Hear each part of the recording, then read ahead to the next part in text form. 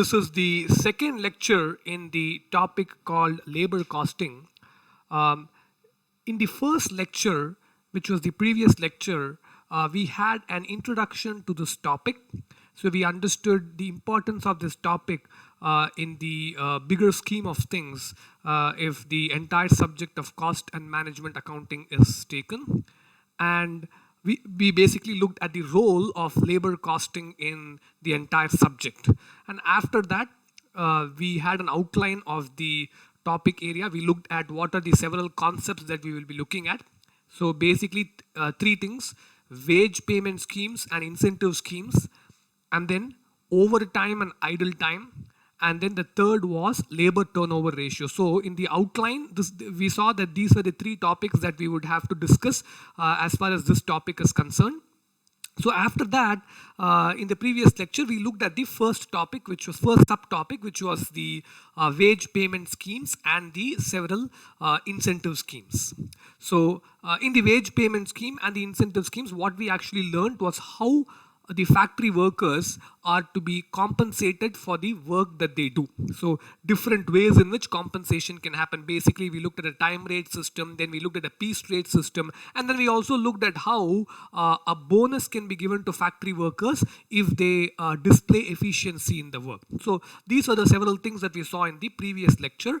And as far as problem solving is concerned, we did 4 problems. The first 4 problems we did. So now what we are going to do in this lecture is we are going to be covering the second and the third subtopic that we looked at in the outline, which is basically overtime and idle time, and then labor turnover ratio. So I'm going to first discuss about overtime and then idle time.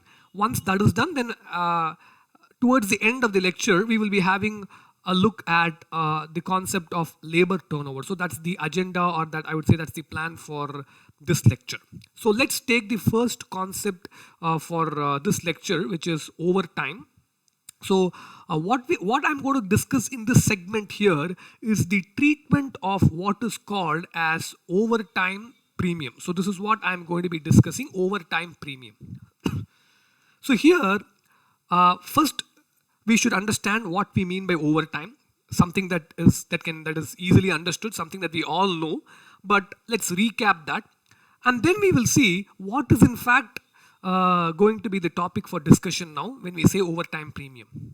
See, basically overtime, as the name indicates, is beyond the scheduled number of hours of work. If a worker is going to work, then we say that worker is working overtime. So for example, if you say in the factory, a work day is 8 hours. So every worker is expected to work for 8 hours.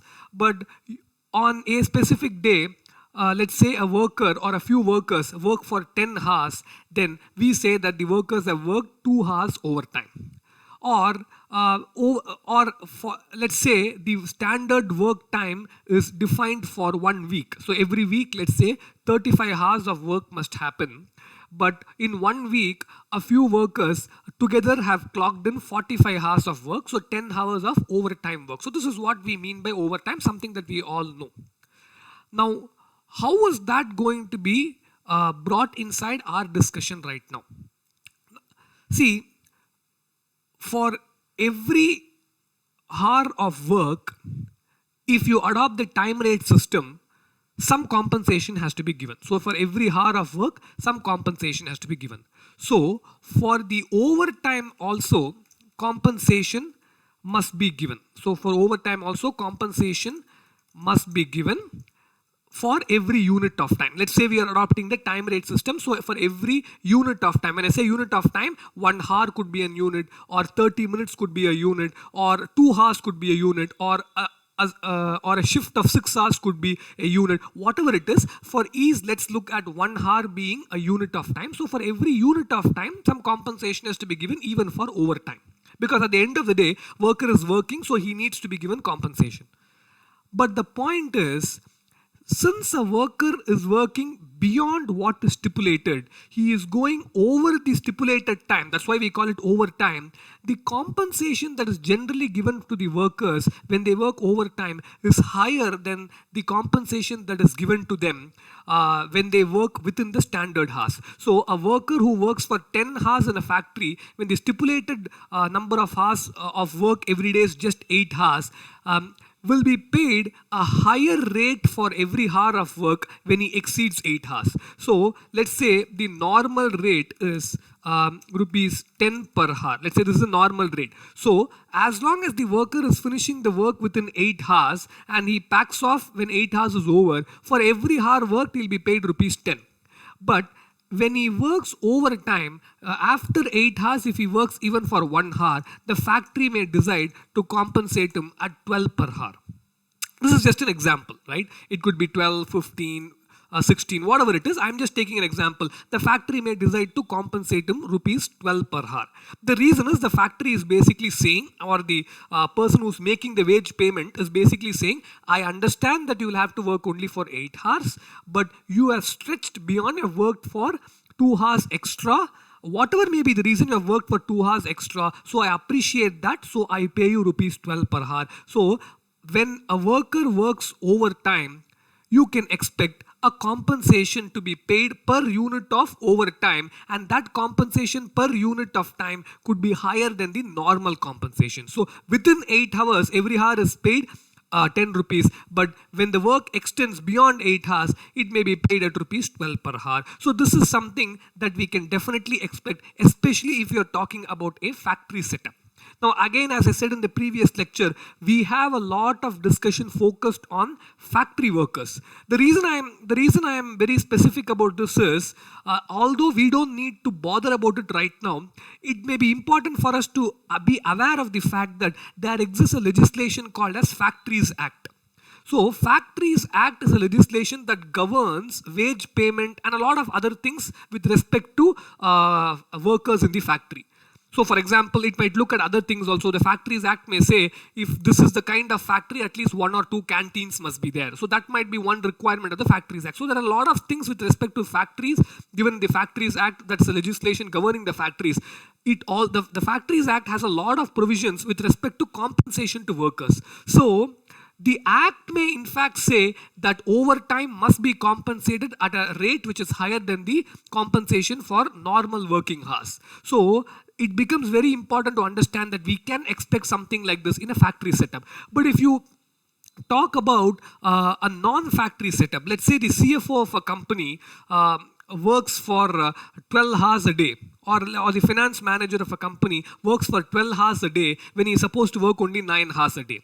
Now, is he going to be paid 3 hours? Is he going to be paid extra for the 3 hours he clocks in for, let's say, 2 out of 4 weeks in a month?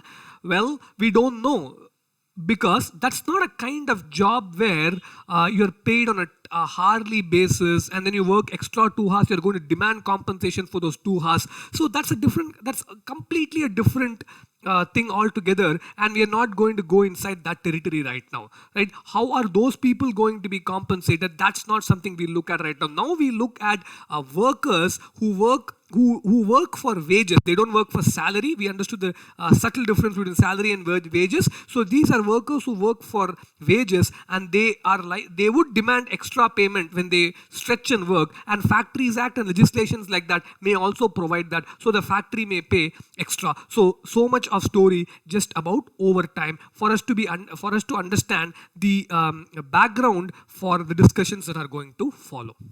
Now that we have taken this example, what is important for us to understand is, how is the 2 rupees extra payment for every hour of overtime, how should that be dealt with? That's the main subject for discussion. So this is what I call as overtime premium. So basically what happens is that in the 12 rupees is made up of 10 rupees and then 2 rupees. So the 10 rupees inside the 12 rupees is a normal rate. So just like a worker has worked for 8 hours, he has worked for the 9th hour also. So he definitely requires 10 rupees. So there is nothing great about that. But he is getting that extra 2 rupees when he works for the 9th hour. That is what we call as OT premium. And our discussion is going to be limited only to the overtime premium.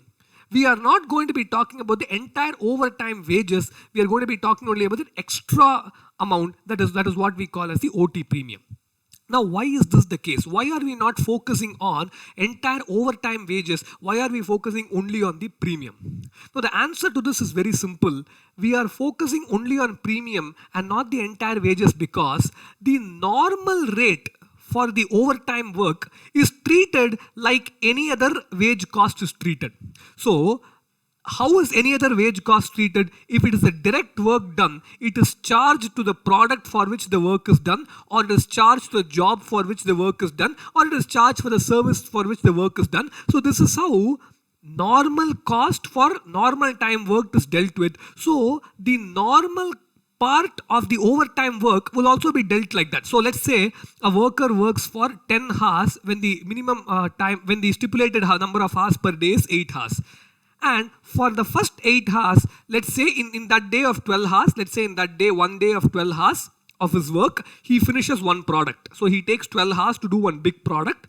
So 8 hours is the stipulated time. He has worked extra 4 hours he has worked and he has finished that one big product. And per hour normal rate is 10 rupees, overtime rate is 12 rupees per hour. So let's put that example here. One product is manufactured, one product made, and let's say 8 hours is what is stipulated, and worker takes 12 hours, and normal rate is 10 per hour, OT is 12 per hour. Now, for the 8 hours, 8 into 10 rupees, this is definitely charged to the product. Now, that extra 4 hours into 10 rupees, this is basically the normal payment for the overtime hours, normal rate for the overtime hours. This is also exactly dealt with in the same way the payment for 8 hours is dealt with. So, both of these things will directly go to the product.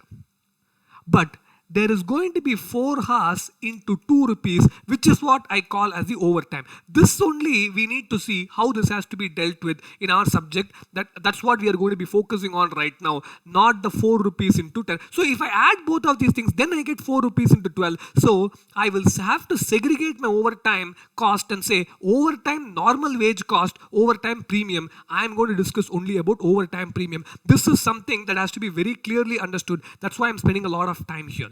So you must not think that the discussion is for overtime wages. It is for overtime premium, because overtime wages as such is made up of normal cost and premium. Normal cost is dealt with in the usual way. Okay. So that said, now let us focus just on the premium part of it. Now, how is the overtime premium to be dealt with? So basically there are 3 ways to deal with overtime premium. 3 ways to deal with OT premium. Now let's first look at what these 3 ways are, and then we will see which one of these 3 ways we should adopt. That is going to be based on the situation we are faced with. So we will take 3, we look at these ways, then we'll understand which is the best way we should adopt. And once we have that discussion, we look at 2 problems, problem number 7 and problem number 8, in which we will put all this learning to use. Okay, so let's look at the 3 ways. First is treatment as prime cost. So what this actually means is, just treatment as prime cost, treat it as direct labor cost. Treat it as direct labor cost. The meaning of this is, in our example here, when we said the worker works for 12 hours, 4 hours overtime, the 4 into 2, 8 rupees of premium, you directly charge it to the product as direct labor cost. Just like you charged 8 into 10 rupees, 80 rupees as direct labor cost, just like you charged 4 hours into 10 rupees, 40 rupees as direct labor cost. Now let me put that again.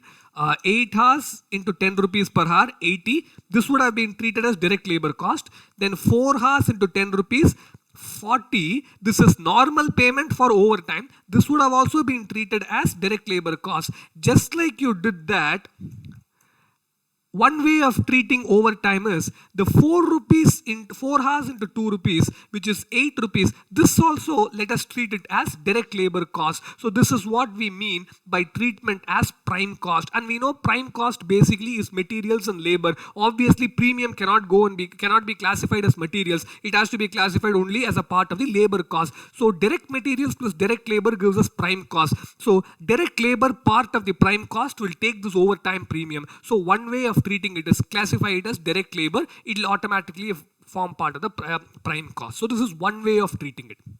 Now the second way of treating it is treatment as overheads. So when we talk about overheads, it is basically an indirect cost. So what we basically do here is whatever is the premium paid for overtime, we take it as a part of overheads.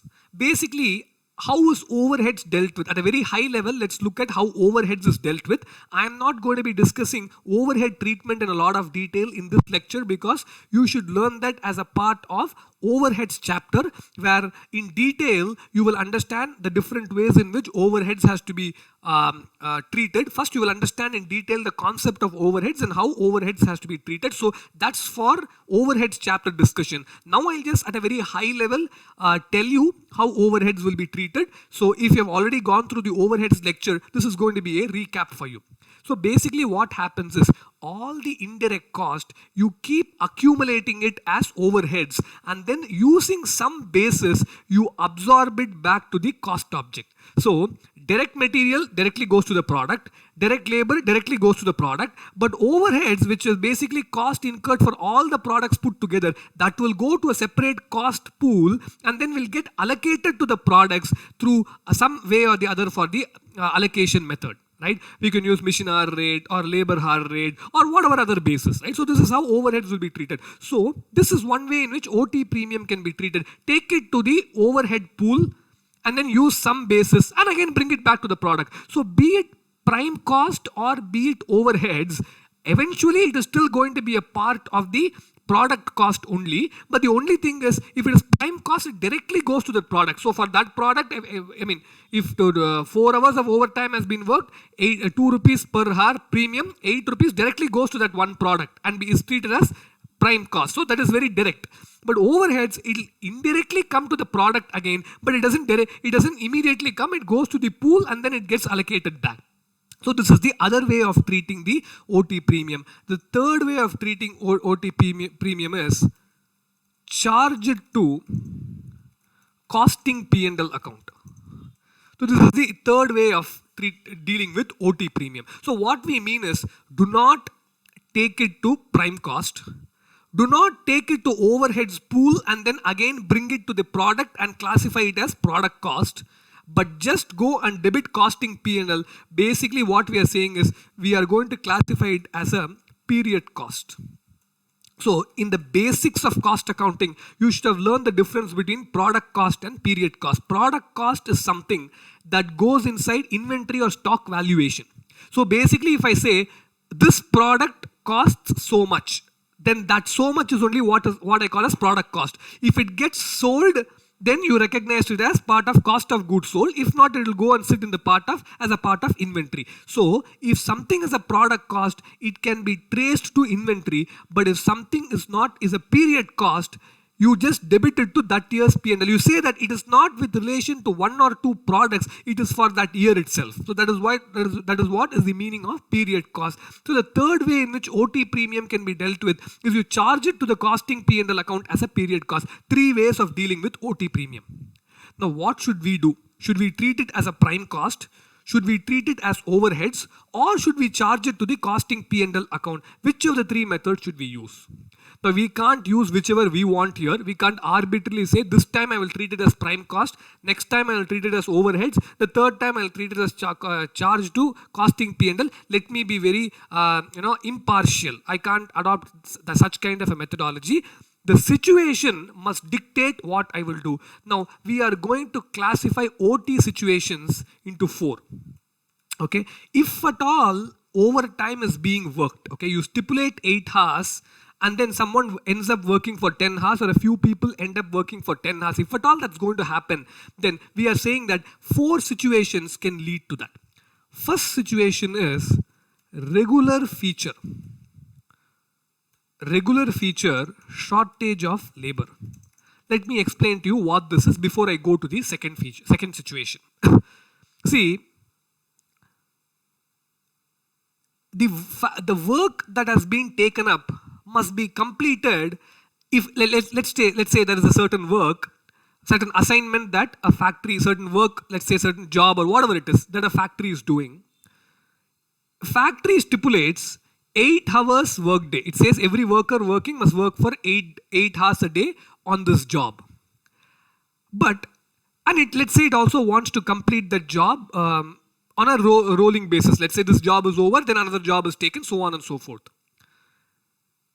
If a job has to be finished within a stipulated time and every worker must work for, let's say, 8 hours a day, then maybe the factory requires 20 workers to be working. Any given time, the factory must have 20 workers to be working. So if 20 workers work every day, 8 hours a day, then the factory can probably meet its targets. But let's say there are only 16 workers working. But the target is also not changed. Then it is not possible if 16 workers work only 8 hours a day, because a work that will be over if 20 workers work for 8 hours a day in certain time cannot get over in the same time if 16 workers work for 8 hours a day, which would definitely mean that they will have to probably work for 10 or 12 hours. They have to stretch beyond 8 hours. Stretching beyond 8 hours will lead to an overtime scenario. And this is not because the workers probably took extra time to work because they were not equipped enough to handle that job. It is not because something else happened that they wasted 1 or 2 hours in between. It is not like that. It is mainly because, as a matter of fact, the number of workers who should ideally be deployed is not 20, is lesser than 20. So shortage of labor, and company may say, no problem, we will say 8 hours. There are only 16 people. Let's not probably recruit 4 more workers right now. Let the 16 people stretch and work extra. We will compensate them by giving a higher rate. The management may decide that, right? So because of that, all the workers may be working extra. Then you will get something called as a overtime work. And because there is overtime work, you may have overtime premium, and all this discussion will happen. So this is one reason. And this is something that, in my view, you will personally experience when you start doing your articleship, right? So when you do your articleship, you will really understand the meaning of what we mean by shortage of labor and how people have to work overtime because of that. So at that time, I hope you recollect this lecture on labor costing. So the second reason why overtime can be worked will be specific seasons.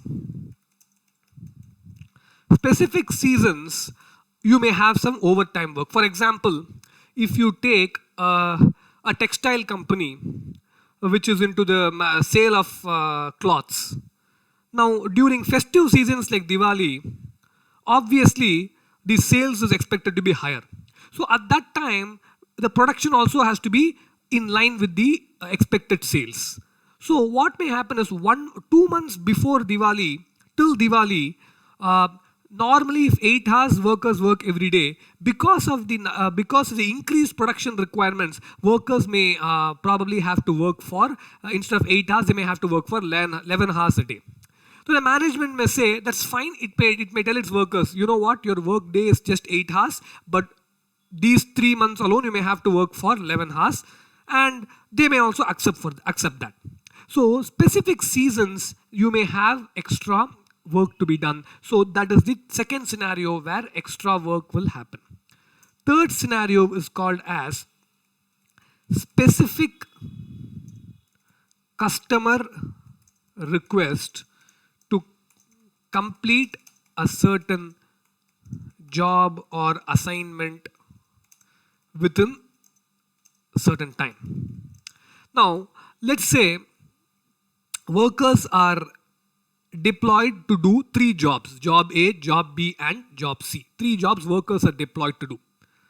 Now, let's say within some time, there is a time target, maybe end of month or end of the next month, all the 3 jobs have to be completed. But suddenly, 15 days after work has been started on job A, job B, and job C, what happens is the customer for whom job A is being done comes to the factory and says, I need job A within next 3-4 days itself. So probably these workers were thinking that they had 2 weeks time to, or let's say 1 week time to complete job A, but now the request from customer has come, they have to finish this job within 2 or 3 days itself. So now what they do is, they don't probably compromise their work on the other jobs beyond the 8 hours a day. Let's say if 8 hours is a standard working time, they spend every day 3 hours extra and try to finish up job A within whatever time the customer asks them to finish. So if that is the case, they are working overtime. So this can be another situation, specific customer request to complete a certain job or assignment within certain time. The fourth reason why overtime can happen is because of abnormal reasons. Every work day may be 8 hours, but suddenly one day the machine may not be working for 3 hours time. So something which is not within the control of the workers. There may be a factory, there may be machine downtime. So the workers may be free. They may not be working because they probably cannot work even if they want to work. Or let's say there is a power shutdown. So the factory is not operational for 2 hours. So these are things that we do not expect to happen on a daily basis. Or for some reason, let's say out of 6 or 7 workers who are supposed to work every day for 8 hours, 3 workers, let's say they work only for 4 hours because the remaining hours they did not feel well, so they want to take rest. So these are all examples of some abnormal reasons. You do not expect them to happen regularly. So there are 4 situations where you can expect overtime. So what we are going to do here is, we will take situation by situation and we will see how we'll actually have to classify the overtime premium. Now in situation 1, shortage of labor, and in situation 3, specific customer request to complete a certain job. In both of these situations, we are going to classify OT as a part of the direct labor cost.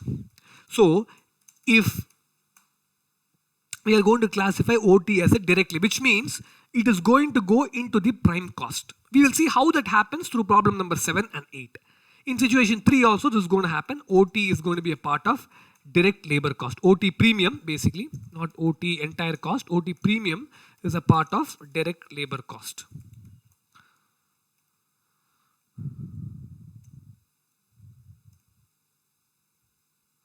Now, when you talk about situation 2, OT premium is going to be treated as overheads, and in situation 4, OT premium is going to be charged to P&L account. So 4 situations. In 2 situations it will be treated as a part of direct cost. In 1 situation it will be treated as overheads, and in the 4th situation, which is the abnormal reasons, overtime because of abnormal reasons, it will be charged to the costing P&L account. So this is how overtime premium is dealt with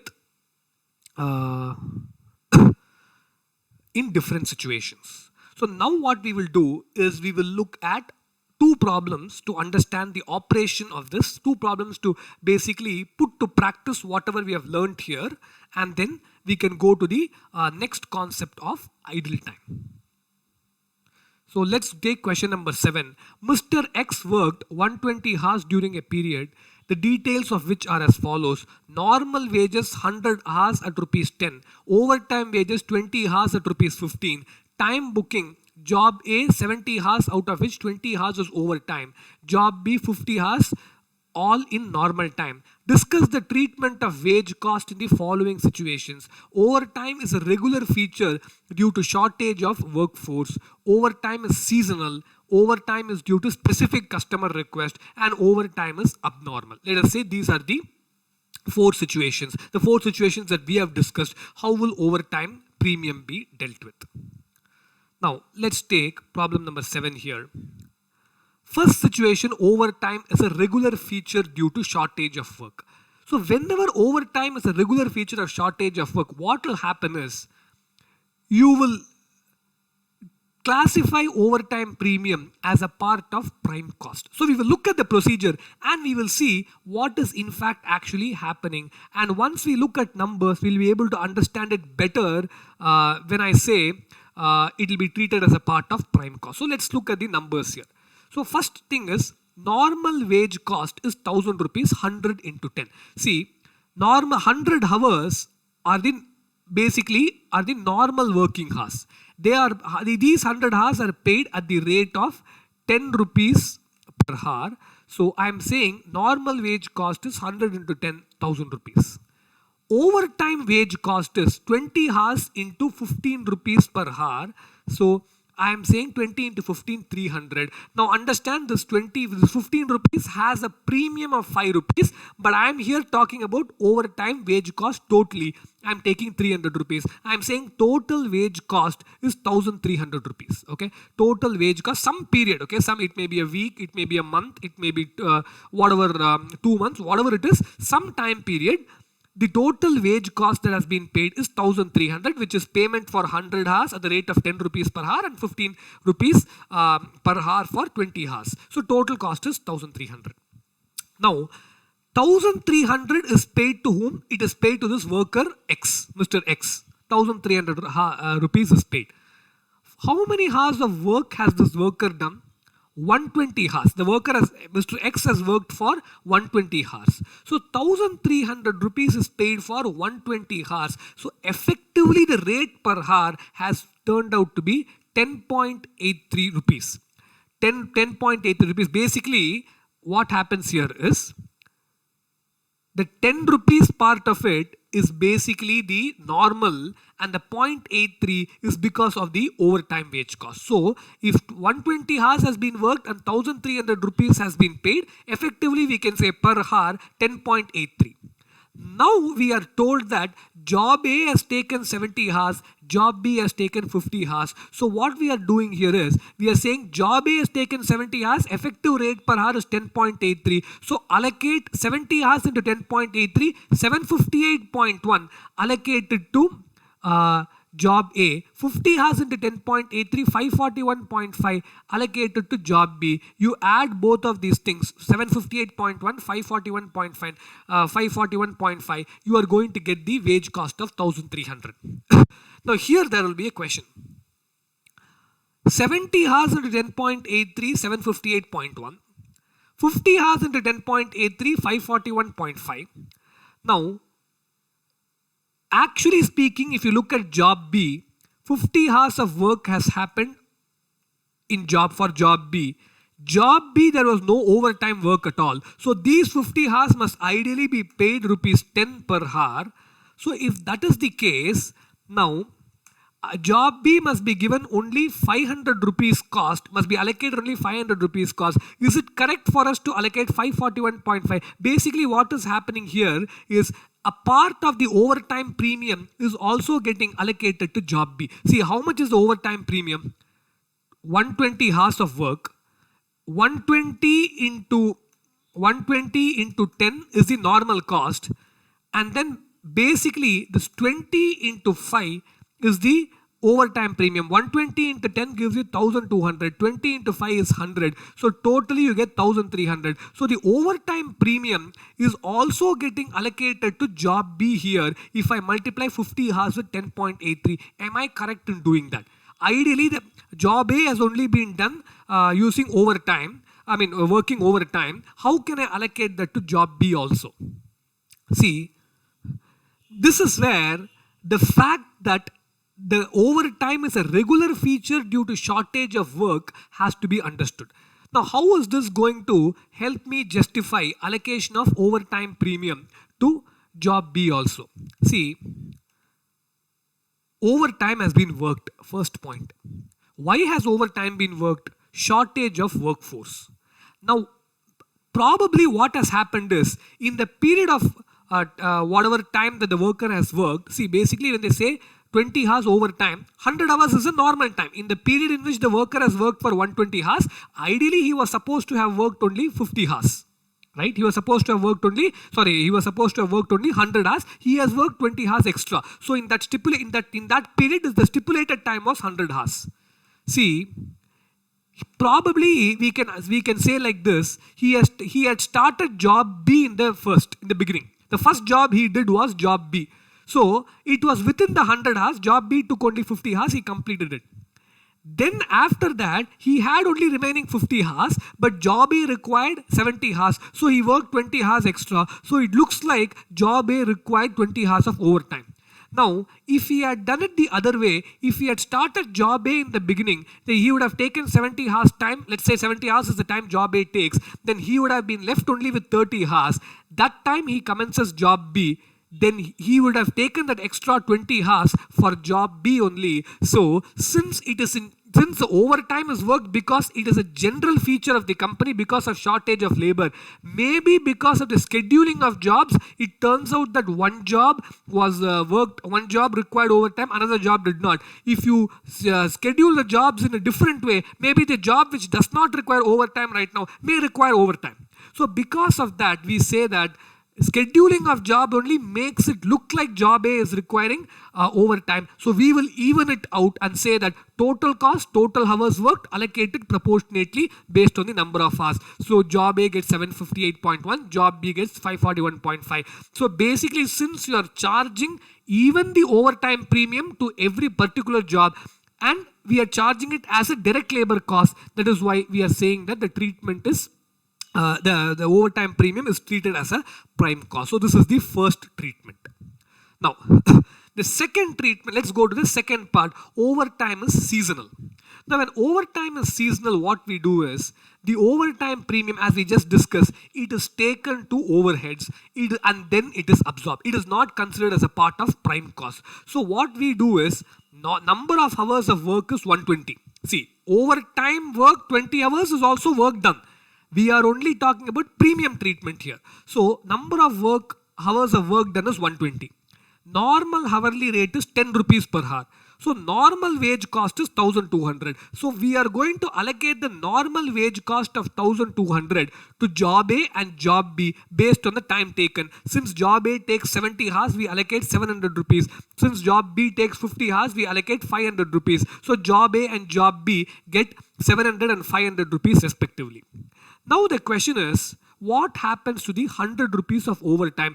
20 hours of extra work is going to get 5 rupees of premium for every hour. What will happen to this 100 hours? This will be taken to a separate cost pool called as overheads. From there, maybe many other types of indirect costs will also be added. Totally, you may have some factory overheads that will again get, if let's say job A and job B are the only two jobs that are there, for that, overtime premium is one type of overhead. There are other overheads also. Put together, there will be a pool called as factory overheads that will again be absorbed to job A and job B based on some rationale. It may be machine hour rate, labor hour rate, whatever it is.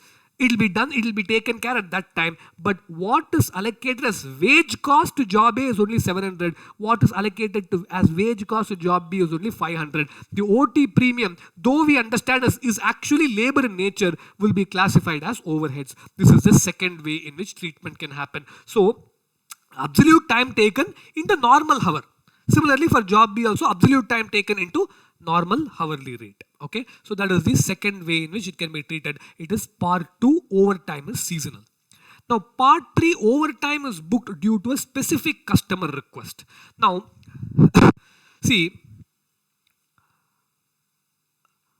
when a specific customer comes and requests, you may have a specific, let's say you have customer A for job A and you have customer B for job B.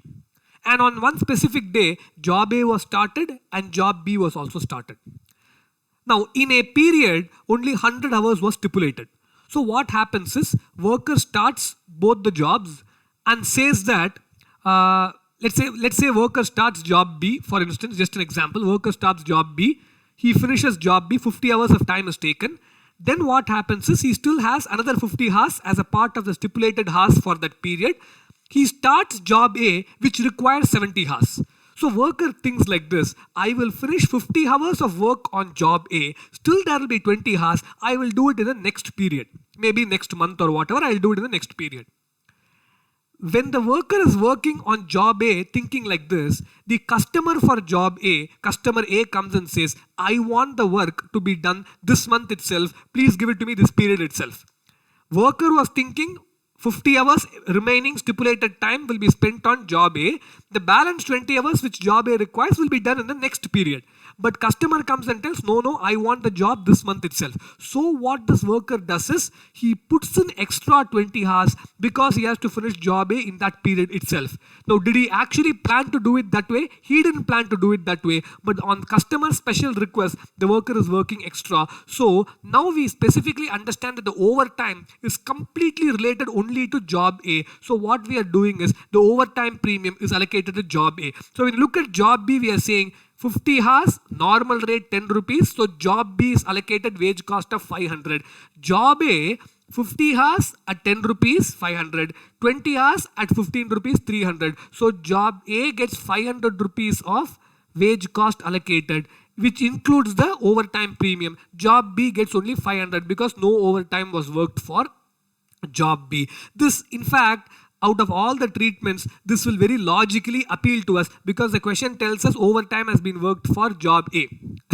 But as per what we have learned, that treatment which logically appeals to us will come only in this situation when overtime is booked due to specific customer request. So this is the third way of treating. Fourth way of treating is absolutely simple. What we'll have to do is, we should say that 1200 rupees is the wage cost. Fourth way is when overtime is abnormal. 1200 rupees is the wage cost. Allocated as 700 rupees to job A and 700 rupees to job B. What happens to the 100 rupees? Charge it to costing P&L. Debit it as an abnormal cost. How do you treat abnormal loss? On similar lines, you treat this also. Debit it because this overtime was because of abnormal reasons. Maybe there was a downtime of 20 hours, right? Maybe 20 hours the factory was not functional due to some reason. So the worker was sitting idle that time, and later he has to compensate by working 20 hours extra. He is working over and above the stipulated time. So when he was sitting idle, it was not within his control. So he should not be penalized. You pay him extra because he's working overtime, but you do not classify it as a part of prime cost or as overhead cost because it is not something that you expect to happen on a regular basis. So anything irregular happening just once in a while due to abnormal reasons, take it, debit it to costing P&L account. So that is how the fourth situation will be dealt with. So this is how we answer problem number 7. So we have taken problem number 7, as we see, could have been answered in no time. But what we have done is we have taken this opportunity to understand basically the treatment of overtime premium to be precise. Now what we will do is we will look at problem number 8. Problem 8 is going to be very simple because we have elaborately discussed the concepts in problem number 7. A company's basic wages rate is rupees 12 per hour, and its overtime rates are evenings time and 1/3, weekends double time. During the previous year, the following hours were worked: normal time 22,000 hours, time plus 1/3 2,000 hours, and double time 1,000 hours. What this means is, normal time 22,000 hours, straightforward. Time plus 1/3 2,000 hours means evenings 2,000 hours were worked, and double time 1,000 hours means on weekends 1,000 hours were worked. The following times have been worked on these jobs: job A, job B, job C. Normal time, evening time, weekend overtime. The number of hours is given to you. We will use that when we answer the question. You are required to calculate the labor cost chargeable to each job in each of the following circumstances, where overtime is worked regularly throughout the year as company policy due to labor shortage. Then overtime is worked irregularly to meet the spasmodic production requirements. So what that means is, it's a seasonal requirement to work overtime. And then third is, overtime is worked specifically at the customer's request to expedite delivery.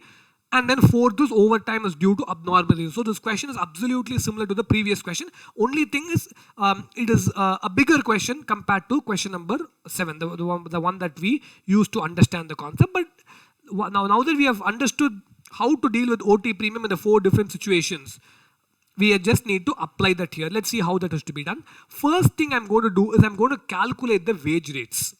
Normal rate, evenings OT rate and weekends OT rate I'm going to calculate. So normal rate is 12 rupees per hour. I have just put 12 rupees per hour normal rate. Evening is time and 1/3. That what that actually means is normal rate of 12 rupees is paid and 1/3 of 12 rupees is paid as premium. So 12 plus 1/3 of 12, 1/3 of 12 is 4 rupees. So 12 plus 4, 16 rupees is the rate that is paid if evenings work is going to happen. And on weekends, double time, that means 12 rupees into 12 rupees into 2 times. So if weekends work is going to happen, 24 rupees per hour is going to be given. So these are the overtime rates. Now, these rates are important because we will need them for the next step, which is wage calculation. First, what we will do is, see, there is so many number of hours of work that has happened here. So let's capture that first in our calculation. 22,000 clock hours normal time. So normal time work 22,000 into 12, 264,000. That is the normal hours worked. Normal cost for the normal time worked. Then 2,000 hours of overtime, 2,000 evening overtime, 2,000 into 16, 32,000 is going to be the evening's OT cost. Total cost, 32,000 includes the OT premium. I am now talking about total wage cost for evenings overtime. Then weekends overtime is 1,000 into 24 gives you 24,000. This 24,000 again has, in fact this 24,000 very easy to segregate. 12,000 rupees here will be the normal wage cost for weekends and the other 12,000 will be overheads because 12 rupees plus 12 rupees is what gave you 24 rupees, which is the wage rate for weekends overtime. So anyway, for so many hours of work, 22,000 plus 2,000 plus 1,000, for 25,000 hours of work, 3,20,000 rupees has been incurred, whatever is the time period. Now what we will do is, we will have to see how much of cost has to be allocated to job A, job B and job C if these many number of hours has been worked. First thing we'll do is, we'll look at part A. If overtime was worked throughout the year owing to labor shortage, how this has to be done. We understood that first we will take the total based on what we saw in problem number 7. If overtime was worked throughout the year owing to labor shortage, we will take the entire cost incurred divided by the total number of hours of work, get the hourly rate and based on number of hours worked, allocate the entire cost to all the jobs because overtime is a regular feature because of labor shortage. So that's the same thing we'll do. Calculation of hourly rate, 3,20,000 by 25,000. 25,000 hours of work has happened. For that 3,20,000 rupees of cost has been incurred. So I can say effectively for every hour the cost is 12.8 rupees. So if job A took 340 hours, how 340? 300 plus 30 plus 10 hours here. So if job A took 340 hours, 300 and then 30 and then 10. If job A took 340 hours, 340 into 12.8, 4,352 is the cost for job A, wage cost allocated to job A. Now, job B took 565 hours, 500 plus 60 plus 5, 565. At the rate of 12.8 per hour, job B will give you 7,232 rupees. Now, job C took 535 hours, 400 plus 105 plus 30. So 535 hours at the rate of 12 rupees per 12.8 per hour. I'm sorry, this is not 30 here. This is 12.8.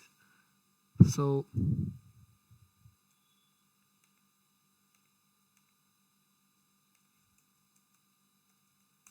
So 12.8, 6,845 hours is what, 6,848 rupees is the wage cost allocated to job C. Now, if you add up all these things, 4,352, 7,232 and 6,848, you will get only 18,000 some number. You will not get 3,20,000. Now you can't expect to get 3,20,000 because this 3,20,000 hours was probably used to do so many other jobs also about which we are not bothered about in this question.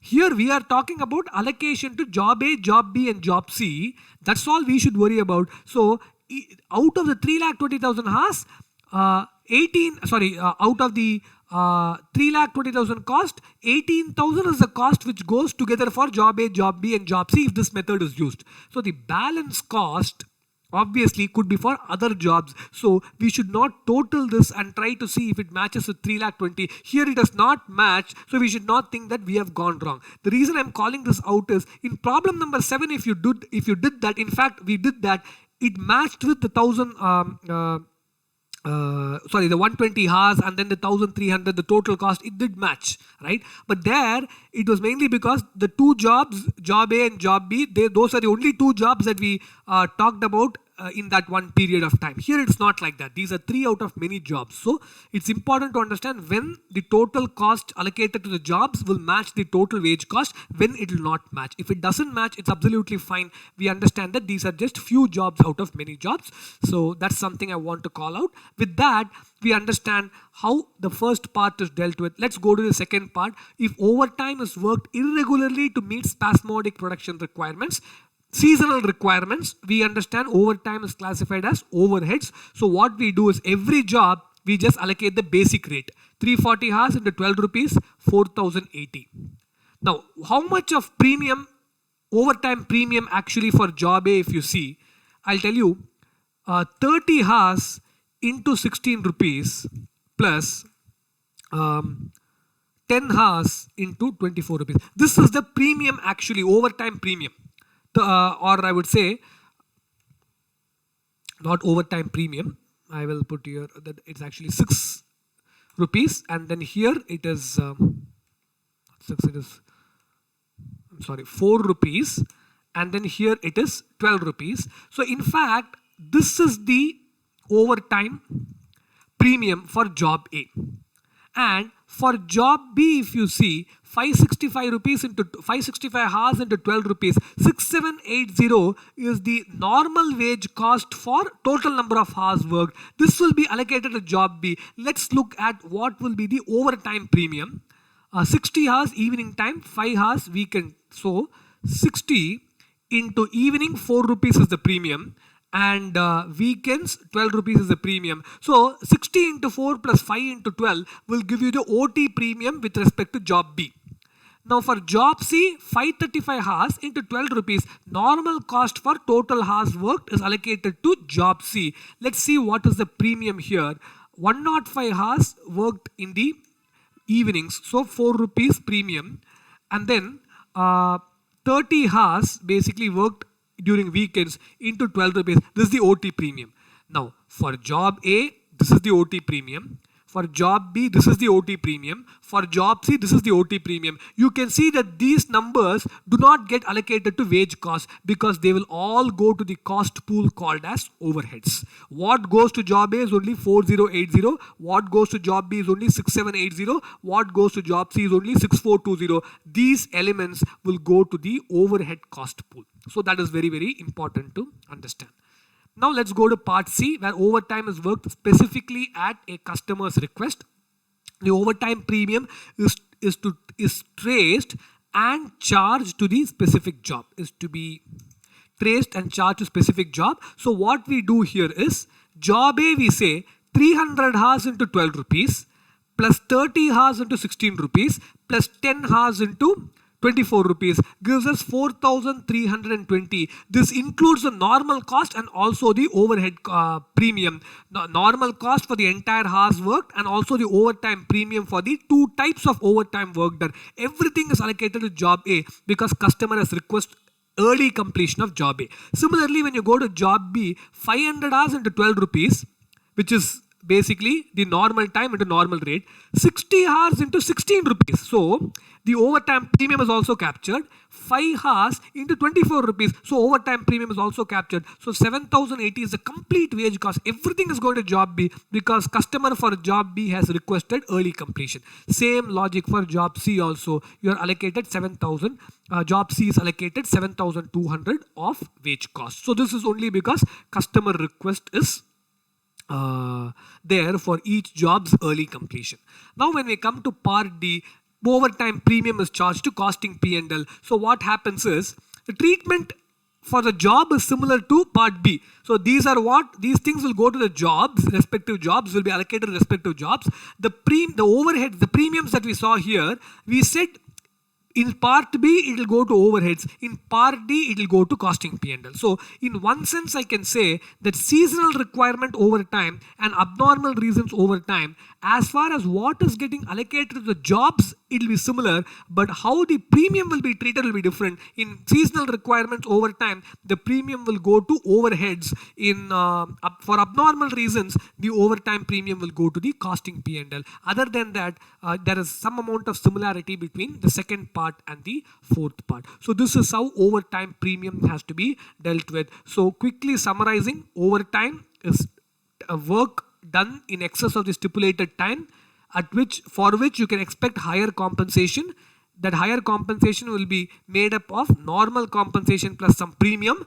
How do we deal with that premium was the subject matter of discussion. 3 ways of treating it: prime cost, overheads, and charge it to costing P&L. Which one should we use would depend on the situations. So we have discussed problem 7 and 8 in which we have elaborately understood what has to be done. Now let's look at problem number 9. Problem number 9 basically is going to be a general problem on understanding wage computation, and it also includes the overtime concept. Let's look at how problem number 9 has to be approached. So now that we have discussed problem 7 and problem 8, I would not require any explanation to be made before I solve problem number 9. We'll read problem number 9, and then as and when required, I'll highlight what are the important points to be kept in mind, and we will go with the flow and we'll be able to answer the requirements of problem number 9. So problem 9, wage computation and overtime. Calculate the earnings of A and B from the following particulars for a month and allocate the employee cost to job X, job Y, and job Z. So A and B employees, basic wages 10,000, 16,000, dearness allowance 50%, 50%. It's a kind of pay. Contribution to provident fund on basic wages 8%. Contribution to employee state insurance 2%. Overtime hours 10 hours for job A. 10 hours worked by employee A. The normal working hours for the month are 200. Overtime is paid at double the total of normal wages and dearness allowance. Employers' contribution to state insurance and provident fund are at equal rates with employees' contributions. The two workers were employed on job X, Y, and Z in the following proportions: 40%, 30%, and 30%. Worker B is 50%, 20%, 30%. Overtime was done on job Y. So the reason they are specifically telling us that overtime was done on job Y here is because here we should understand that we should allocate any overtime premium or whatever it is completely to job A only. Sorry, to job Y only. So that's the reason. So A is the only employee who has worked overtime 10 hours, but that must also be allocated to job Y only. That's what they want us to do. That's why they've highlighted that overtime was done on job Y. So we can assume it that way. Now that we have looked at this, there are two requirements for this question. The earnings of A and B has to be calculated, and it has to be allocated to job X, Y, and Z. So let's look at how that has to be done. So first thing is I'm going to calculate the earnings of A and B. First component if you look at any one person's earnings, obviously we'll be able to extrapolate it for the other person's earnings. Let's look at A's earnings, for instance. Similar calculations are done for B also, only thing is numbers are different. First element is basic earnings. Second is DA. So 10,000 plus 15,000. Now what happens is, when the employee is made payment, he is not paid 15,000. Some amount of his contribution to PF is subtracted. Some amount of his contribution to ESI is also subtracted. PF and ESI, we understand, are statutory payments, right? You have a provident fund legislation, you have a employee state insurance legislation. So these legislations, they require employers' contribution to PF and employees' contribution to PF and also ESI. So here what happens is, if a basic wage of 100 rupees is paid, when the employee is paid, the company will pay the employee, the worker here, only 88 rupees. What happens is 12 rupees is deducted from 100 rupees, 88 rupees is paid to the employee. the employer adds another 12 rupees, which is the employer's contribution. Together they go and deposit 24 rupees in the PF account, which the employer will be able to withdraw only later. He'll not be able to touch it right now. So what goes to the employee is only an amount after deduction of the statutory dues. So we are subtracting the employee's contribution of 800 to PF and employee's contribution of 200 to ESI, and similar numbers for worker B also. Now,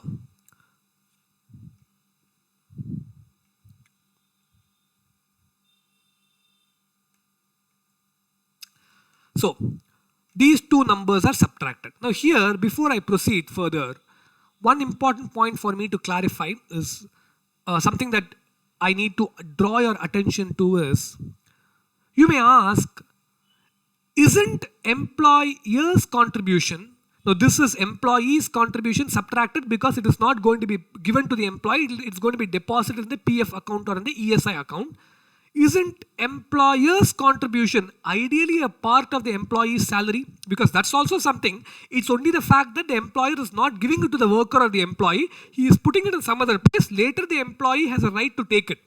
So isn't it actually a part of the salary of A and B, or the wages of A and B? Now we are only calculating how much they are earning. That means here we are looking at the net earnings in cash.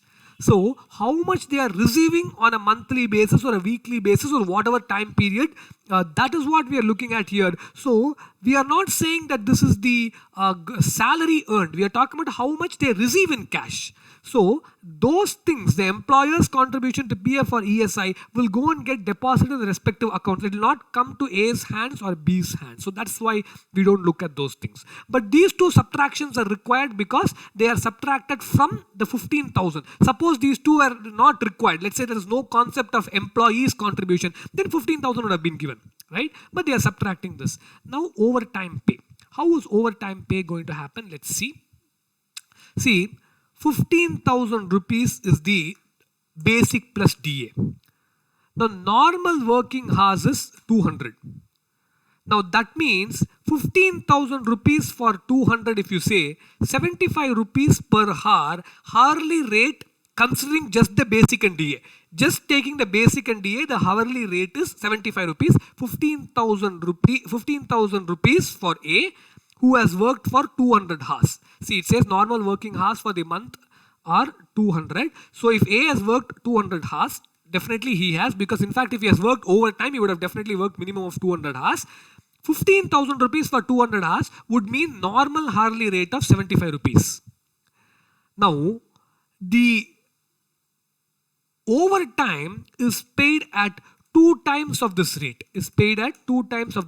So 75 into 2 gives you 150 rupees. And since he has worked 10 hours overtime, he is going to be paid 150 into 10, 1,500 as overtime. So that is the calculation for 1,500 here. So basically the question says overtime is paid at double the total of normal wages and dearness allowance. So 15,000 is paid for 200 hours. So for that extra 10 hours, 75 into 2, 150 rupees is paid per hour. So that's why we get 1,500. So earnings of A is 15,500. Since B has not worked overtime, we don't need to bother about that for B. It is 22,400.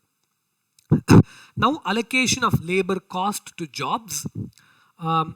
Calculation of labor cost excluding OT we will first do, then we will see how OT has to be taken into account. First is, now I am calculating labor cost. This is different from what I did in the previous part. Previous part I calculated how much earnings A is going to receive in cash, how much earnings B is going to receive in cash. Now I am calculating what is the labor cost to the company making the wage payment. So for the from the company's perspective, what is the cost I am seeing?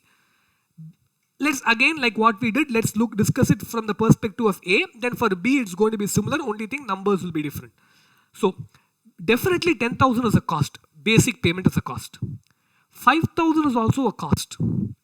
In addition, the contribution done by the employer towards PF is a cost. The contribution done by the employer towards ESI is also a cost. So 10,000 plus 5,000 plus 800 plus 200, 16,000 is the labor cost incurred by the company or the factory towards A, excluding the overtime. Overtime we'll deal with it separately. So 16,000 is the normal cost incurred by the factory or the company towards worker A. Now one question, why aren't we subtracting employees' contribution? The answer is simple. Now it is still a cost for the company.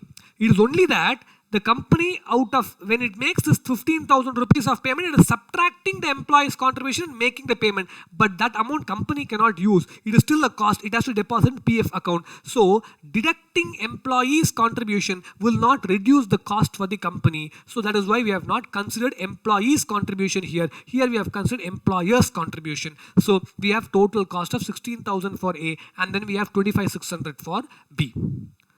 Now what we are doing is, based on the time allocated by A to all the jobs, we are allocating the cost. For example, 40% to job X. So 40% of normal cost to job X. Then 30% to job Y, 30% of normal cost to job Y. And then balance 30% of time to job Z. So again 30%. So if you add all these things, 6,400, 4,800 and 4,800, you will get the total 16,000 of cost. Similarly, I have done treatments for X, Y and Z, apportionment of B's cost to X, Y and Z. So if you look at X right now, 6,400 of cost is allocated from A's wage cost. 12,800 is allocated from B's wage cost. So as of now, it looks like X is allocated, job X is allocated a total cost of 19,200. Similarly, job Y is allocated a cost of 9,920. Job Z is allocated a cost of 12,480. So these are the allocation of wage cost to the respective jobs. Only thing is, for job Y, we should also add another 1,500 because this is only normal cost. We have not allocated the overtime. So for job Y alone, since there's overtime, it has to be allocated, which is what we have done in the next step here. So normal OT cost and then overtime cost. So together these are the numbers. So these will basically tell us what is the cost charged to the respective jobs. So this addresses the ninth problem, problem number 9, which is basically dealing with general computation of wages and also overtime. Now we will do one question on this concept called as idle time. We will do problem number 6 here, time booking and idle time. In problem number 6, we will understand all the concepts that we are supposed to understand with respect to idle time. Now let's see how idle time has to be dealt with. What we will do here is we will read the problem. We will start doing it, and through the course of solving problem number 6, we'll understand how this concept of idle time has to be dealt with. Unlike in the case of overtime, where I first gave you an explanation and then we took problem 7, 8 and 9. Let's now look at problem 6. We'll read it and then we will understand what we actually mean by idle time and how that has to be treated. In a factory working 6 days in a week and 8 hours each day, a worker is paid at the rate of rupees 100 per day basic plus DA at 120% of basic. So basically 100 rupees per day basic pay, another component called DA at 120%. So together for every day of work, the worker is paid 220 rupees. He is allowed to take 30 minutes off during his hours, shift for meals break and also 10 minutes recess for rest. So he said 30 minutes you can take off as a part of lunch and then 10 minutes as a part of for some rest also. During a week, his card showed that his time was chargeable to job X 15 hours, job Y 12 hours, job Z 13 hours. The time not booked was wasted while waiting for a job. The time not booked was wasted while waiting for a job. In cost accounting, how would you allocate the wages of the workers for the week? So this is the question. Let's look at how this has to be solved. In the process, we'll understand the concept of idle time and how idle time cost has to be dealt with. First thing is, what I'm going to do is, I'm going to take the gross number of hours every day. It is going to be 8 hours. Now, every day the worker is supposed to work for 8 hours.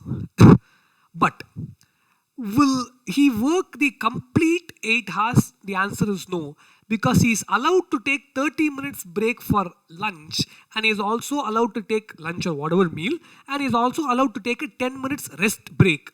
So what happens is he works for 7 hours and 20 minutes. 40 minutes he is not working, and this 40 minutes is not that he is taking some time just like that from 8 hours and using it for meals and rest.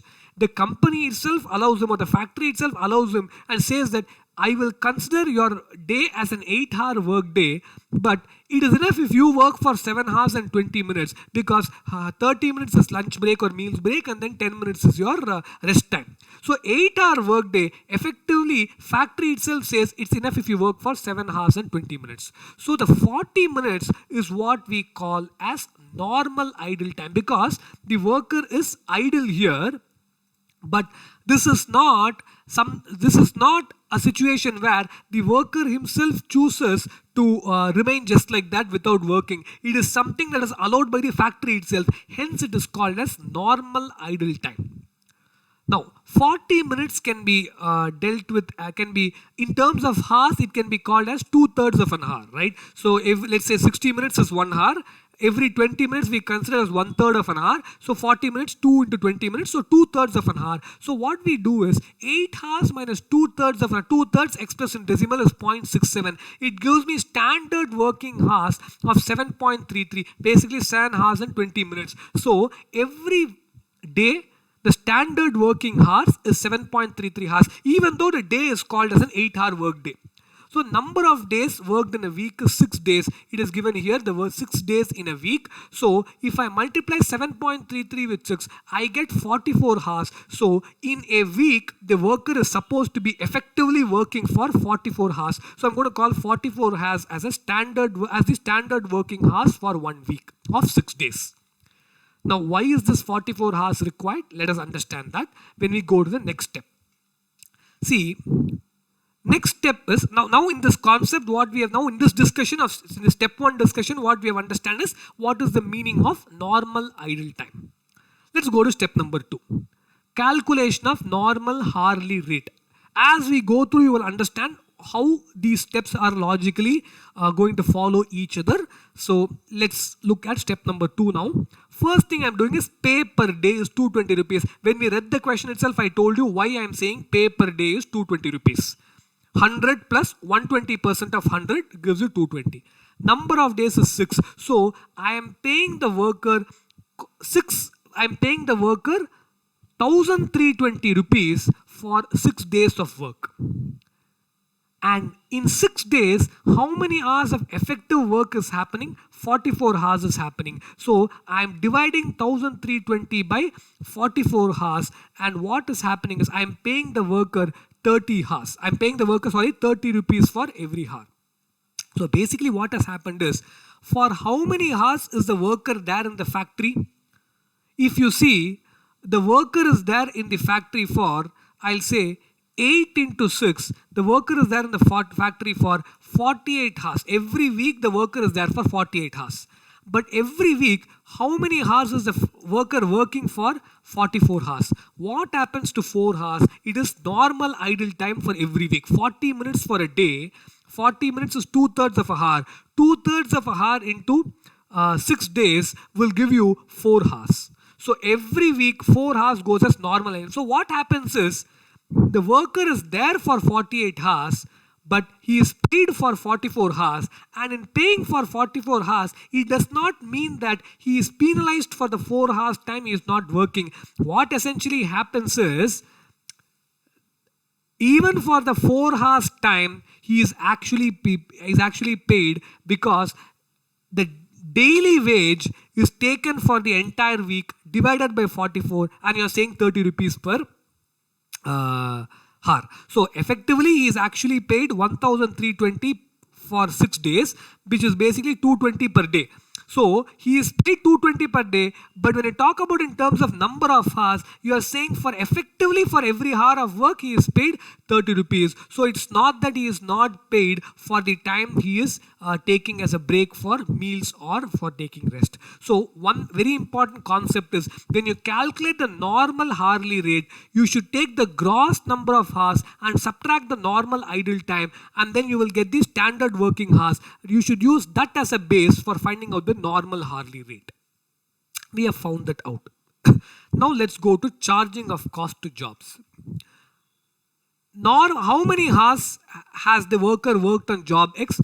15 hours. Every hour the rate is 30 rupees. 15 into 30, job X 450 rupees is allocated.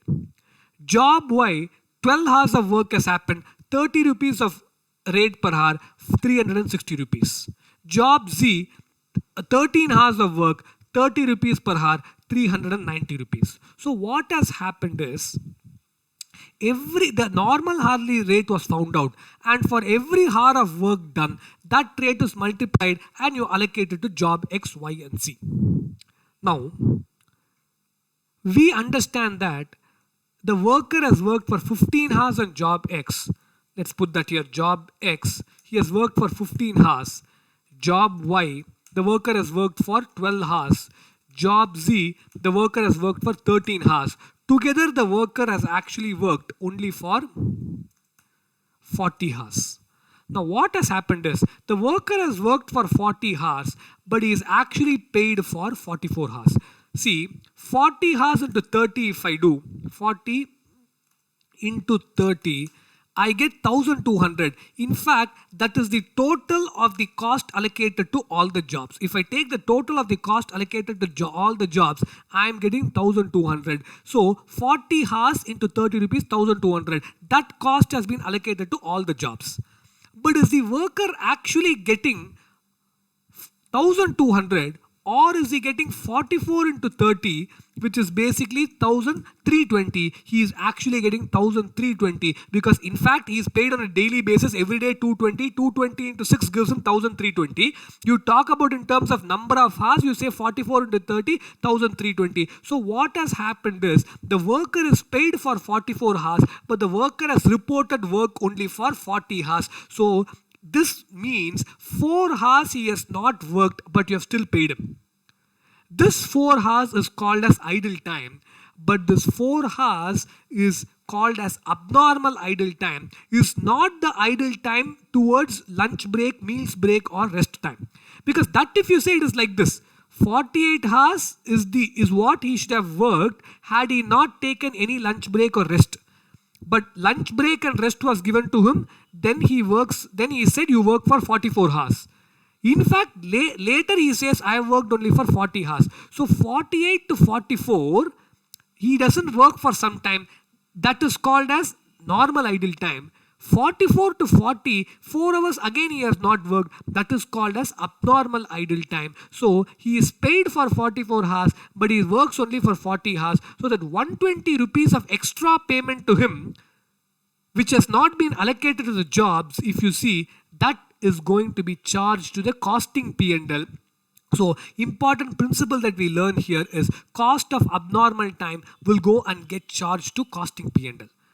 That will not go and get charged to any job, because he has wasted this time.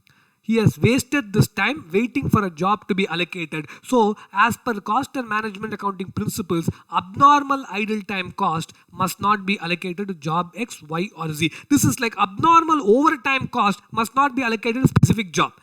You have worked overtime for an abnormal reason. Let's say machine downtime, 8 hours lost. So you worked extra on 2 jobs.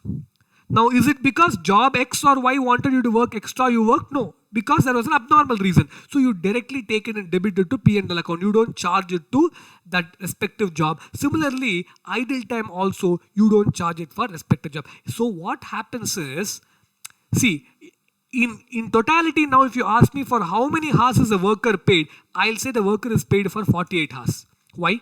Because he's paid for 6 days. The worker is paid for 6 days. He is paid 1320 for 6 days. For 6 days he is paid 1320, and in 6 days, 8 hours day, if you take 48 hours. So in effect, I'll say he is actually paid 1320 for 48 hours. Now, we say that effectively he works for 44 hours. So we say that, see, in case 1320 was divided by 48, you get 27.5. But if you divide 1320 by 44, you get 30. Now, if you say that 27.5 rupees is what I'll give him per hour, and you pay him for 48 hours, let's see what you get. 27.5 rupees, let's say you pay him for 48 hours, then you get 1320. If you pay him 30 rupees for 44 hours, then also you get 1320. So you are actually paying him 1320. So effectively you have paid him for 48 hours, which means for the lunch break and for the rest break, you have actually paid him. And that payment has gone inside the jobs. That payment has definitely gone inside the jobs. But what has not gone inside is that 4 hours.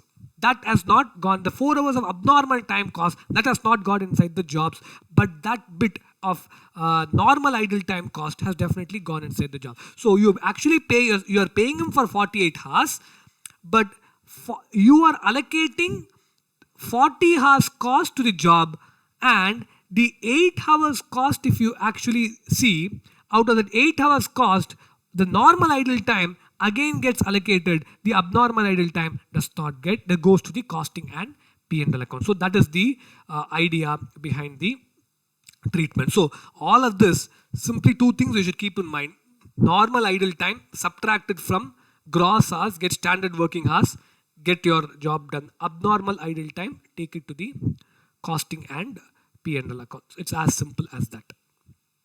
Okay, so now that we have finished this discussion here, we have finished a discussion on overtime also. Now the last concept that we need to touch upon right now is called as labor turnover. This is the last concept we should discuss. Now, what is labor turnover? Basically, labor turnover talks about the rate of change in the labor force. This is what is called as labor turnover, the rate of change in the labor force. Now, when you look at the workers working in a factory or the employees working in a specific job,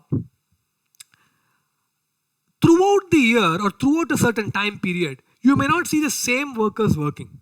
You may see a few people moving out of the organization.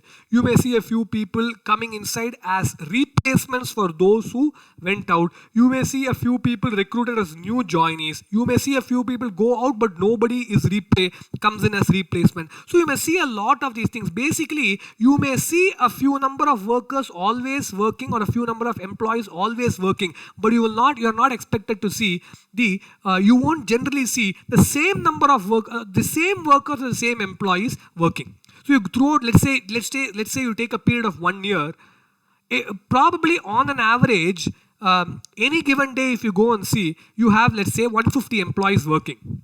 But every day if you go and see, would you see the same 150 employees working? Definitely you can't expect that. Probably the set of 150 employees that you saw when you went in the second month could be completely different from the set of employees that you saw in the 9th month. Or in some cases, let's say there has been no change in the labor force. The 150 employees you saw in the second month could be just this, could be the same employees you may also see when you go into that place in the 9th month. So only thing I want to say here is labor force may remain constant but may keep changing also. If the labor force changes, then the rate of change in the labor force is what you capture through what we call as labor turnover. Now, labor turnover is a factor that is to be looked into for us to have some important understanding or inferences about the cost with respect to change in labor force. Now, if a company has a very high labor turnover, the rate of change is very high. If the company has a very low labor turnover, the rate of change in the labor force is very low. Now, why is this important? What will a high labor turnover indicate? In other words, what will a high rate of change in labor force indicate? What will a low rate of change in labor force indicate? This is something that we'll have to understand. Now, whenever the rate of change in the labor force is very high, in general, it is not a very good thing for the company. The reason is, see, what is rate of change in what is change in labor force? Existing employees leaving may be one, and new employees coming inside and replacing the employees who have left may be the other thing. So for now, let's look at two things: employees leaving and employees coming inside to replace those who have left. Let's look at these two things. Now, let's say many employees leave the company and all those who leave are replaced by the organization. As against this, nobody leaves and nobody is replaced. Now, if you look at people working, you will not see a difference because 15 employees go outside and 15 employees come inside to replace them. Now, you may say it's as good as nobody leaving and nobody getting replaced. But the fact is, when nobody leaves and nobody comes inside as replacement, the cost is very, very less for the company. There is no special cost that the company has to incur. But when many people leave and many people come to replace those who have left, the company has to incur a lot of cost specifically for this change in labor force.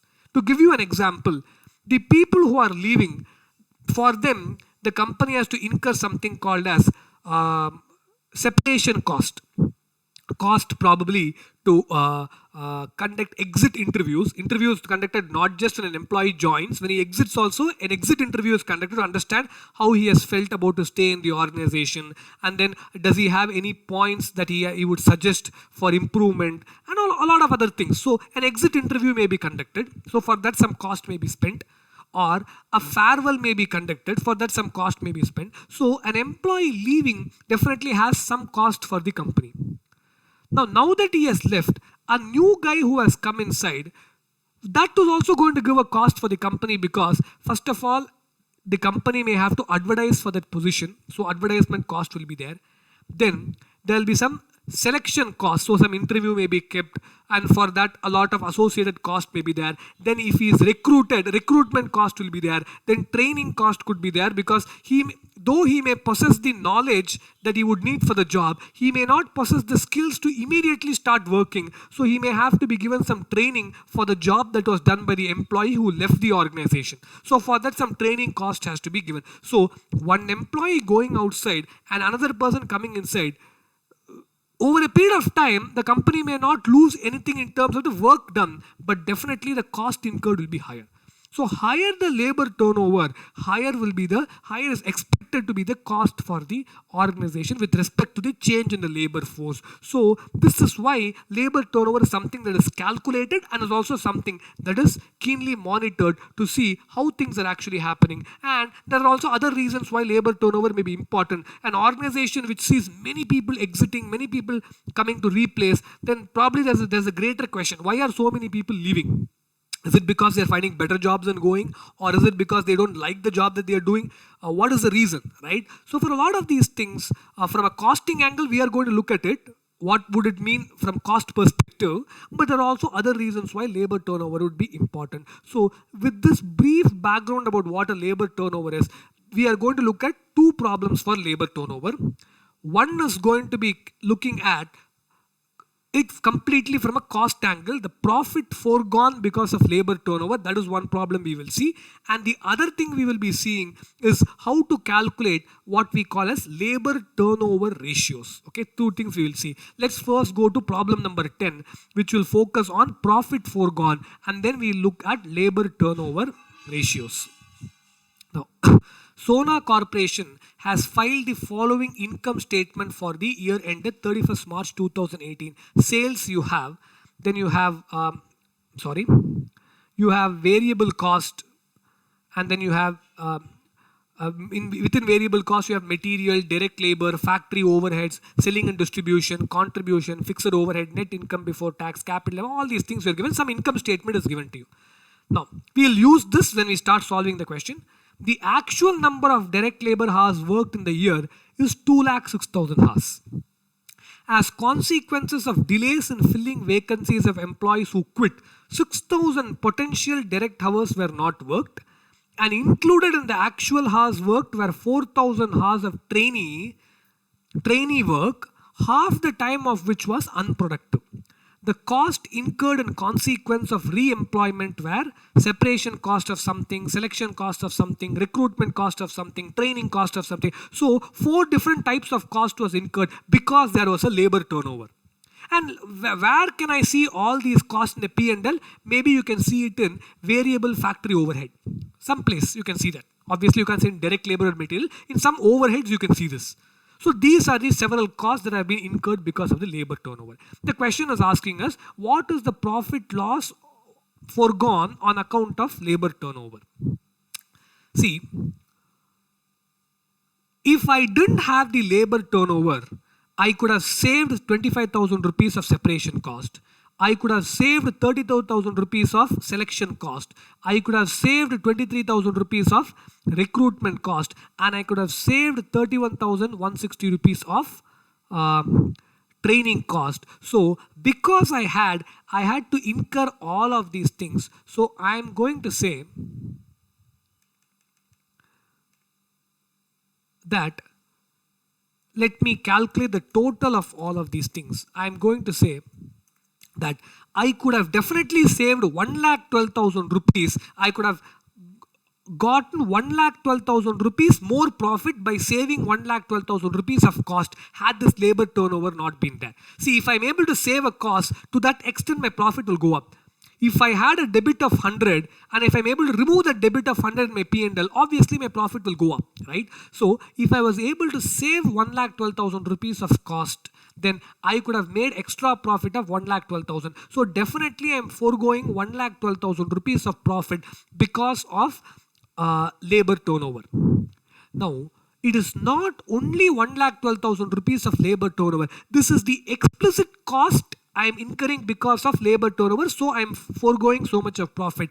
I am also having an implicit cost called as opportunity cost. I could have earned extra because of if labor turnover had not happened.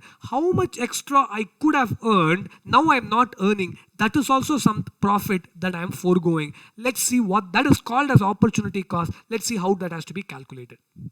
See, the question tells us that we are working right now, the company has worked 2 lakh 6. After the labor turnover, considering the labor turnover, the company has worked 2 lakh 6,000 hours. Now, out of this 2 lakh 6,000 hours, 2,000 hours has been unproductive because this 2 lakh 6,000 hours has 4,000 hours inside. Not these 4,000 hours were work done by trainees. The entire 4,000 hours was not unproductive. Only 50%, 2,000 hours was unproductive. So 2,000 hours out of 4,000 trainee hours has been unproductive. So out of 2 lakh 6,000, if I subtract 2,000, I am going to have 2 lakh 4,000 hours of productive work. So how many hours has been, how many hours of productive work has happened? 2 lakh 4,000 hours. Because 2 lakh 4,000 hours of productive work has happened, the company was able to make a contribution of 7 lakh 70,000 rupees. So I am going to say 2 lakh 4,000 hours of work has led to 7 lakh 70,000 rupees of contribution. Now this means per hour I am able to make 3.7745 rupees of contribution. So every 1 hour of productive work, the company can earn 3.7745 rupees of contribution. Now, how many hours am I not working because of labor turnover? I am directly losing 6,000 hours. That means if the labor turnover had not happened, 2,12,000 hours could have been worked. Now only 2,06,000 is worked. So 6,000 hours directly I am losing because of labor turnover.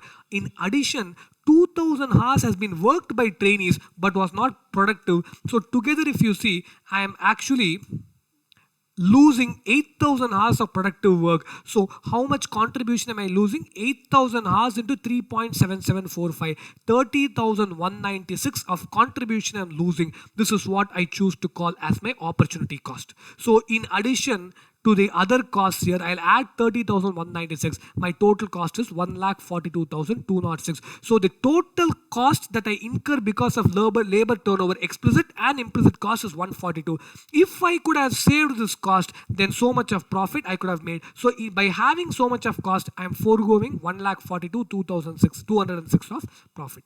only question that I want to raise and answer here before I wind up this question is, why am I looking at contribution lost? Why am I not looking at sales lost or profit lost? See, if I don't have an hour worked, I can say I will forego the sales that I could have earned in that hour, but I will be able to save the variable cost that I'm incurring in that hour. So net, what am I losing? I'm losing only contribution. So I'm foregoing sales, I'm saving variable cost. So net, what am I losing? Sales minus variable cost is what net I'm losing. That is what I call as contribution loss. This is why contribution is taken. Okay, so this is how problem number 10 has to be answered. Straightforward problem. Now let us go to problem number 11. Absolutely very simple problem. So I will read problem number 11. Then as we do, I'll explain why problem number 11 is done the way it is done. Okay. From the following data of Big One Limited, calculate the labor turnover. Number of workers on the payroll at the beginning of the month is 1,800. Number of workers in the payroll at the end of the month is 2,200. During the month, 20 workers left, 80 workers were discharged, and 500 workers were recruited. Of these, 60 workers were recruited in the vacancies of those separated, while the rest were engaged due to expansion. So now we are supposed to calculate labor turnover ratios. Now, when you talk about labor turnover ratios, there are three ways in which labor turnover ratio can be calculated. See, what is labor turnover ratio? Rate of change in labor force. Now, if someone asks me, see the phrase rate of change is important, because here when we say rate of change, we are talking about a percentage. The reason percentage is important is, now in company A, 600 employees left. In company B, 400 employees left. Now, if I ask you a question, in which organization is labor turnover more? You will immediately say, in company A, where 600 employees left, labor turnover is more. In company B, when only 400 employees left, labor turnover is less. Now, that is not a proper way of answering, because what if I tell you, in company B, in which 400 employees left, there were only 800 employees. So, out of 800 employees, 400 left. So, it looks like there's a 50% of people moving out. But in company A, where 600 employees left, let me say there are, 2,000 employees. So, out of 2,000 employees, only 600 left. So, now tell me which one is worse. I'll say company B is worse. So, that is why we want to capture not the change in labor, we want to capture the rate of change. So, that is what labor turnover ratios does. There are three ways in which labor turnover ratio has to be calculated. These three ways there are three formulas. We should commit the three formulas to memory. At a high level, we can understand why these formulas are the way they are. Then we should put them to practice. First way of calculating is labor turnover ratio based on separation method. So what we are basically saying is number of separations divided by average workers. On an average in some period, how many number of workers are employed? We will take that and we will express the number of people who have left the organization based on that. So number of separations, that means number of people going outside divided by average workers. This is the first way in which labor turnover can be captured. So here what happens is, you are taking the base as the average workers. To the average workers, you are expressing a ratio, which is the number of people who are leaving.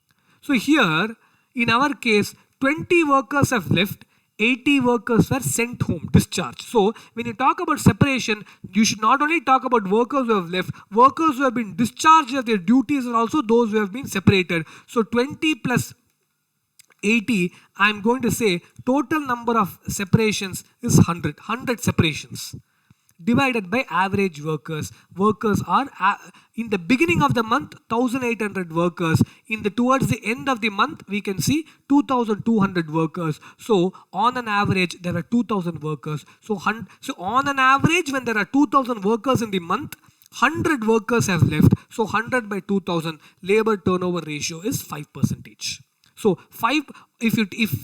what this means is, for every 100 workers on an average you are there, you can see that 5 workers have actually left. That is what the labor turnover ratio based on separation method says. Now, another way in which labor turnover ratio is calculated is based on replacement method. They are saying we are not looking at the change in labor force based on people who have left.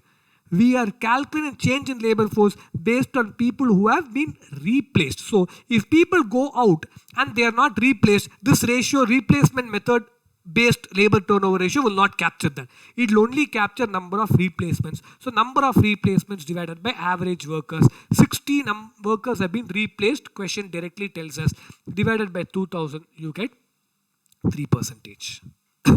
Now you have the third method, which is called as labor turnover ratio flux method. Flux method says put both together, number of separations plus number of replacement divided by average workers. 100 plus 60 divided by 2000 gives you 8%. So you should just, once you have understood labor turnover concept at a high level, then just commit these three formulas to memory and understand what each one is doing. Then put it to use whenever you're asked to do. So number of separations alone, if you take, it is based called as separations method. Replacement alone, if you look at, it is called as replacement method. If you take separations and replacements, it is called as flux method. Now, you may ask a question. Let us say there are 100 people who have left and all the 100 are replaced. Now, if I use the flux method, what will come in the numerator is 200. Now, am I not double counting? Because 100 who have left, only those people who are replaced. Am I not double counting? The idea is, a person might have left and another person might have come inside and taken his role, but the person leaving will cost something to the company. The person coming inside will also cost something to the company. So in terms of work done, maybe the guy who left, that guy's work is getting done by the guy who came inside.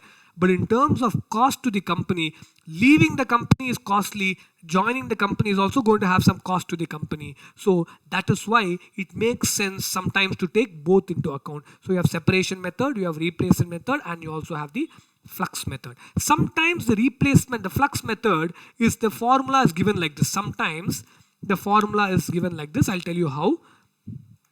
Number of separations plus number of replacements plus number of new joinees divided by average workers. This is how sometimes the flux method is calculated. The question has to tell you. For instance, one question that I will not do right now is a question, problem number 12, labor turnover.